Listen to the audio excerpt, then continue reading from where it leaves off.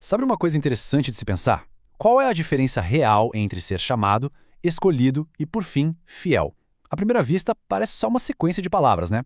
Mas, de acordo com os textos que a gente vai analisar hoje, entender essas 13 etapas é a chave para compreender uma promessa que vai muito, mas muito além do que a gente costuma imaginar.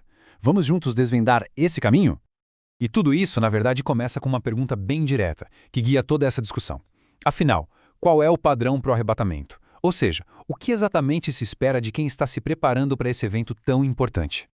A resposta, segundo a nossa fonte de análise, se resume a essas 3 palavras: chamado, escolhido e fiel. Mas, olha, isso não são só títulos ou rótulos. Cada uma dessas palavras representa um passo, um estágio fundamental numa jornada espiritual que a gente vai explorar a fundo agora.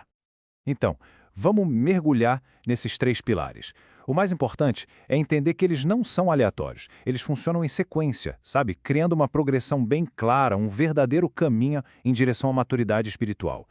E como é que essa progressão funciona na prática? Bem, tudo começa com o chamado, que é como um convite universal, aberto para todo mundo. Depois, a partir daí, vem a escolha, que já é algo mais específico, um propósito deliberado. E o destino final dessa jornada é a fidelidade, que é a prova de confiança, algo que é conquistado com o tempo. Para a gente entender bem o que significa esse chamado, a fonte que estamos usando traz uma imagem muito poderosa: a parábola da festa de casamento. Pense nela exatamente como isso, um convite aberto que foi enviado para todo mundo sem nenhuma distinção inicial. Só que é aqui que a história ganha um novo nível de complexidade, né? Porque o texto de Mateus diz: porque muitos são chamados, mas poucos escolhidos. Isso na hora levanta uma questão. Poxa, se o chamado é para tanta gente, o que será que acontece no meio do caminho que faz com que tão poucos sejam de fato escolhidos? E a resposta para essa pergunta, olha que interessante, está na palavra original. Escolhido vem do grego erectos, e isso não significa uma escolha qualquer ao acaso. Pelo contrário, aponta para uma seleção super deliberada, intencional mesmo, para um serviço especial e um propósito muito mais profundo, o de se tornar um herdeiro. Então, ser escolhido não é o ponto de chegada, né? Na verdade, é o exato oposto. É o começo de um processo ativo de crescimento e amadurecimento que a gente conhece pelo nome de santificação. E aqui é super importante a gente não misturar as coisas. Pense assim, a redenção é o ponto de partida. É um renascimento que acontece na hora, é um presente. Já a santificação, essa é a jornada em si. É o processo contínuo de transformação para se tornar um herdeiro maduro. É como dizem, uma coisa é receber o convite para a festa, outra bem diferente é se preparar para ela.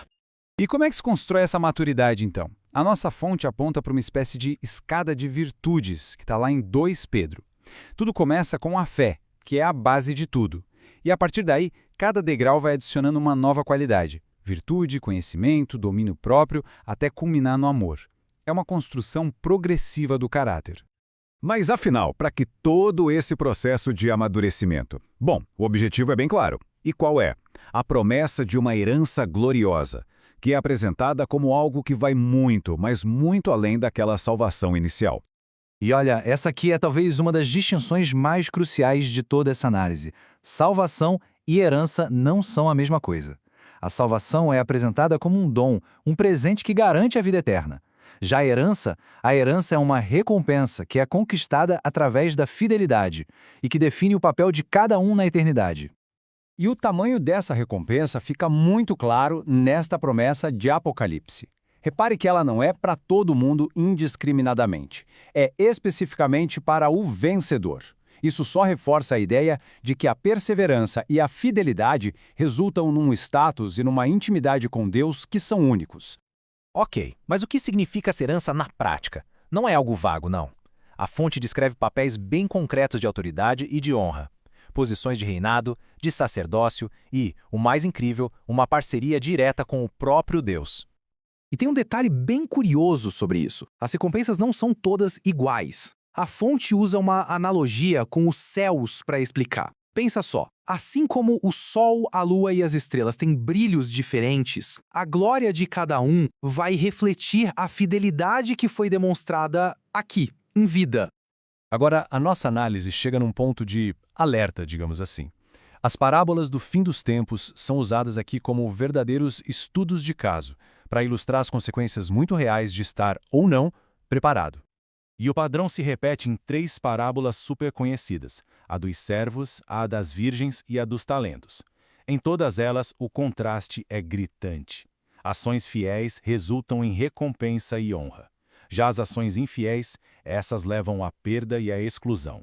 O resultado final depende diretamente da preparação e da atitude de cada um. Então, a mensagem central que essas parábolas deixam é muito direta, não tem como fugir dela. As ações e atitudes do presente têm consequências diretas e reais na herança futura. Simplesmente não há como separar a jornada de hoje do destino de amanhã. E é exatamente por isso que aquele aviso, vigiai, pois, porque não sabeis o dia nem a hora, soa tão forte, né? A incerteza do tempo não abre espaço para procrastinação, pelo contrário, exige uma prontidão constante. E tudo isso nos leva a uma reflexão final, né?